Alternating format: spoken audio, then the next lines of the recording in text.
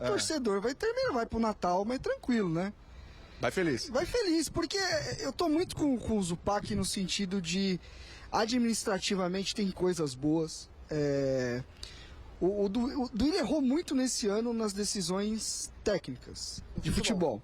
Gestão técnica. E é diferente do gestão do isso, clube e gestão do futebol. Porque o presidente, cara, tem mais coisinha pra fazer, não é só... você olha o Parque São Jorge lá, você tem que falar com o sócio, tem que... não, é complicadinho. Parte de receita, de arrecadação, de estancamento de... Ele deixou... Eu tenho a impressão de que ele descentralizou mais as coisas e deixou as coisas mais profissionais dentro do clube. Sem dúvida, isso é verdade. Entendeu? Mas assim, ainda é a razão de mas ser. assim, mas aí você me traz o Luxemburgo em 2023. Porque todo mundo fala, Renato, tem que mandar. Você já tinha mandado embora? Eu falei, não, pra mim o problema não é mandar embora. É trazer. Porque agora também você vai olhar a reta final de temporada. Você vai de novo romper pra começar do zero uma outra parada. Entendeu? Então é uma decisão difícil. Agora é a mesma decisão quando ele. O Corinthians tem algo que nos últimos anos me pega um pouco de questão da gratidão. De sempre trazer os jogadores que já passaram. De sempre trazer o cara que você já conhece. Coisas de mais inteligência, principalmente no mercado. É um absurdo, já falei isso algumas vezes, você já teve comigo no linha de passe. O Corinthians perdeu o seu treinador e ficar numa situação de, eu não sei quem eu trago. O Corinthians tem a obrigação de saber quem são os três treinadores na Argentina mais promissores, quem que na Colômbia tá bem, quem que não tá. Renatão? O Corinthians tem a obrigação de saber quem que é o jogador que tá na Colômbia indo bem, que dá pra você investir. Mas aí o Corinthians pega e vai no Romero. Que foi bem aqui, é um cara que, ajuda, tem uma identidade legal. Mas sabe, o Corinthians ele não sai dessa, assim, de... E essa é uma cultura do clube já de que deu certo. Sabe que eu tenho dúvida? Até que ponto é gratidão? Eu sinceramente não sei a resposta. Até que ponto é gratidão? Ou até que ponto é uma falta de inteligência, dificuldade de encontrar uma outra maneira de vencer? Então você fala, bom, já que dessa maneira eu venci, eu vou tentar vencer de novo dessa maneira. Mas as coisas mudam. E quando eu falo de falta de inteligência, eu não tô falando que a pessoa é burra. Eu falo inteligência, sim, de você ter um departamento que vai te achar, que vai fazer as coisas funcionar. Quando você traz o papo, porque o William falou do balanço, salva a gestão ou não salva a gestão, aí é o que eu falo, eu acho que não tem que salvar e eu acho que você não tem que entender uma possível classificação, uma possível final ou título como algo que salva, senão você não sai desse ciclo que o Zupa aponta. Sim. Você vai virar e falar, mas deu certo, não deu certo, não está dando certo. Você está chegando, você está tentando salvar o seu mandato numa competição que você não tinha nenhuma convicção, que não você não botou no seu quadrinho lá, seu listas a fazer. Vou nem colocar o to-do list. Como é que é? To-do list? Não vou, to-do list? O programa está demais, o que fazer? Você não colocou no início do ano vencer a Sul-Americana. Você não colocou.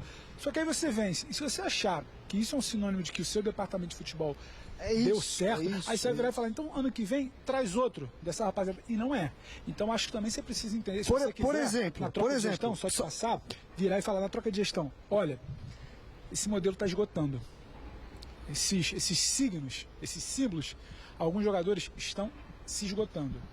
O que deu certo, muito particularmente, não vai ser só por Renato, não vai ser por Fagner, talvez pelo Cássio, sim, ponto fora da curva. A gente está falando talvez um dos maiores ídolos, talvez não, um dos maiores ídolos da história do clube. Só que é hora de virar e falar, esse modelo aí, no tal balanço da gestão dele, esse modelo ele está se esgotando e está tudo bem, porque são ciclos. O Corinthians venceu demais com esse propósito, com essa gente. Mas não vai mais vencer. O que está acontecendo aqui na Sul-Americana é por uma questão de Copa. É pela trave nas quartas de final, é pelo Cássio, é porque vai acontecendo. O Corinthians ele vai acontecendo. A grandeza, a camisa, e não é nem a tradição continental que o Zupa debatiu isso. Mas não é. Você demora a entender. Você não consegue explicar as quartas de final do Corinthians se você não passar por sobrenatural. E o resultado, Pedro, não tem que ser ele que carimba se é bom ou ruim. Eu acho que a gente tem muita essa mania no Brasil. E a gente vê vários trabalhos. Exatamente. Por isso que vários trabalhos ruins batem campeão, às vezes, porque o futebol tem essa parte. E aí você não sabe como você ganhou. Se você for campeão da Sul-Americana, ele não sabe como ele ganhou. Se o Fortaleza não ganhar a Sul-Americana, o trabalho a gestão do Fortaleza é ruim? Até porque muito se fala Não, assim, não é, longe disso. o corintiano que tem maior bronca com o Duílio, fala, ele vai ser o primeiro presidente não sei quanto tempo que vai acabar, se não for campeão, que vai acabar o mandato sem títulos. Só que essa é uma avaliação que, na minha visão, não é justa.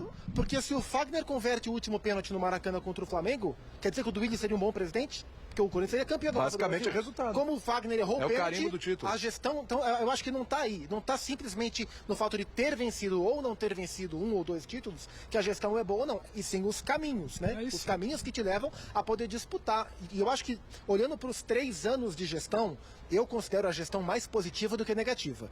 Porque qual eram as metas do Duílio quando eleito?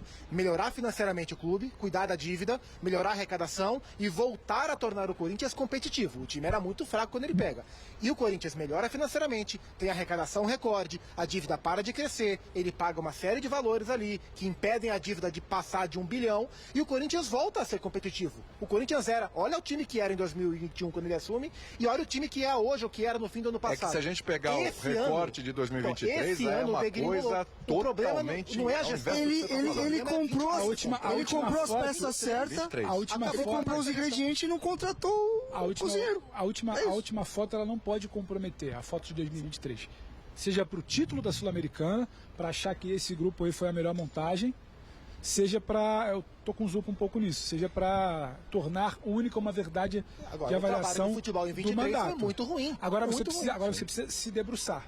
Você precisa se debruçar sobre esse 2023 no futebol. Sim, sem dúvida. E aí você precisa desapegar do resultado, é o que o Renato fala. O Flamengo derrapa ao achar que a solução era o Vitor Pereira, que quase deu um título por um pênalti do Fagner.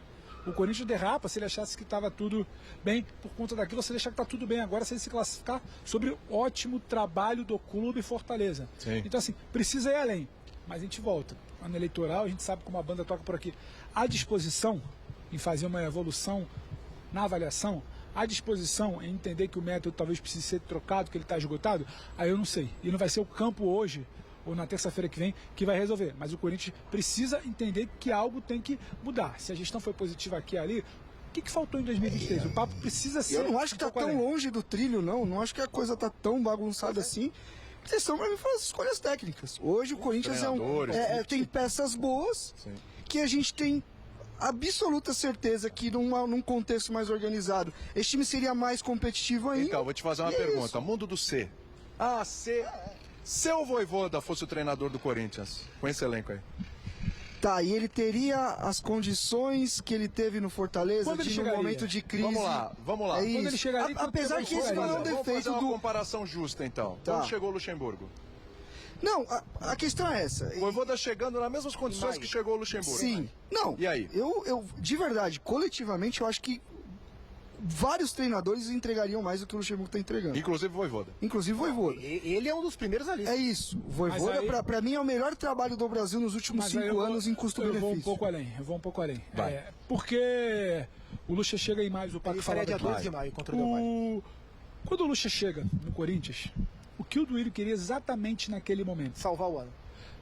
É isso, um escudo. Ele queria um escudo. Queria um escudo, ele queria uma opção, diante da falta de opções naquele momento, alguém que pudesse tocar o trabalho. Eu acho que esse em si, a gente está tocando um debate de algo que não era nem palpável pelo que é o Corinthians. Então, assim, eu não consigo enxergar como palpável o Vojvoda chegando naquele momento, eu não consigo enxergar como palpável naquele tiroteio que era o Corinthians naquele momento. Sim. O Vojvoda ter tempo para entender o que é o clube. Mas é só para te ajudar no seu raciocínio. Ele faria um pouquinho mais, eu concordo. O Corinthians, por vários defeitos que tem, o Corinthians e as últimas gestões, elas não têm a característica que normalmente tem o Brasil no geral de mandar embora por qualquer coisa.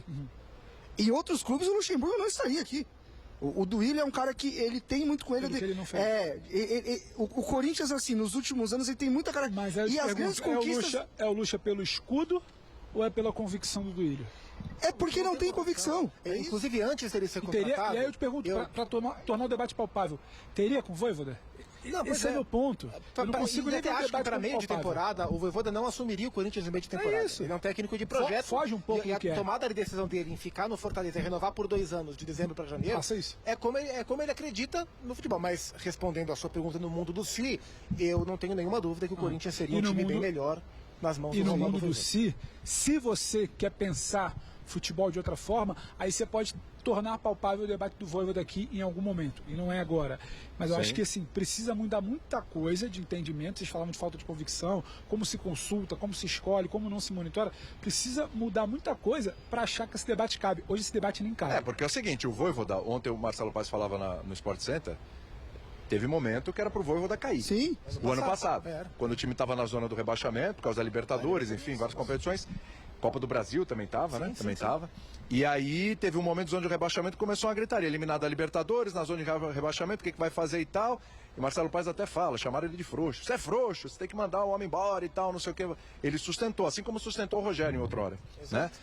E aí ele sustenta o Vojvoda. Convicção. Convicção total. O time dá uma arrancada no segundo turno, espetacular, ainda consegue a vaga para a Libertadores, né? E esse ano está fazendo o que está fazendo. Porque você olha desempenho. Eu não sei aqui se teria esse suporte para o Vojvoda. Um momento, uma eliminação, Por cai na parte Libertadores da e tal. eu até acho que sim. Eu Mas tenho eu tenho dúvidas, dúvida de como a diretoria suportaria o barulho que vem de A fora. pressão que vem da É só ver, torcida. por exemplo, o Silvinho é um cara que teve esse respaldo durante a temporada 21 inteira. Exatamente. Só que aí vem a contradição, né? O Corinthians manteve o Silvinho 21 inteiro, começou a 22 com o Silvinho, passou 3, 4 jogos e demitiu. 3 jogos. contra o A convicção Santos de dar uma temporada virou mas 3 ele jogos. segurou no barulho Pelo barulho, enorme. exato. E a questão da falta de convicção? Vocês perguntaram se com o Vojvoda o Corinthians estaria melhor. O Corinthians era melhor com o Lázaro. E ponto. Pior é que isso é verdade, hein? Isso é verdade. Você via. Mas quem tem disposição para falar e para observar o que é melhor ou pior É ainda? isso, sabe por quê? Porque se era um time com diversos problemas, era. Eu não tô falando que o Corinthians do Lázaro ia ser campeão, ia ser. Mas era um time que você via sentido. Você via sentido na fase defensiva, na fase ofensiva você via movimento, você via trabalho, você via treino, você via comportamentos. Hoje o Corinthians, eu não sei se vocês têm a mesma impressão. Pra mim o Corinthians é um time que os caras dentro de campo mesmo tentam ali. E o que acontece em vários momentos? Um faz uma coisa, outro faz outra. O Corinthians é um barco que tá descendo a represa e que tá cada um remando pra um lado e o barco tá fazendo assim, ó. Ninguém rema pro mesmo lado. Gostei. Porque Tá pegando espírito. você não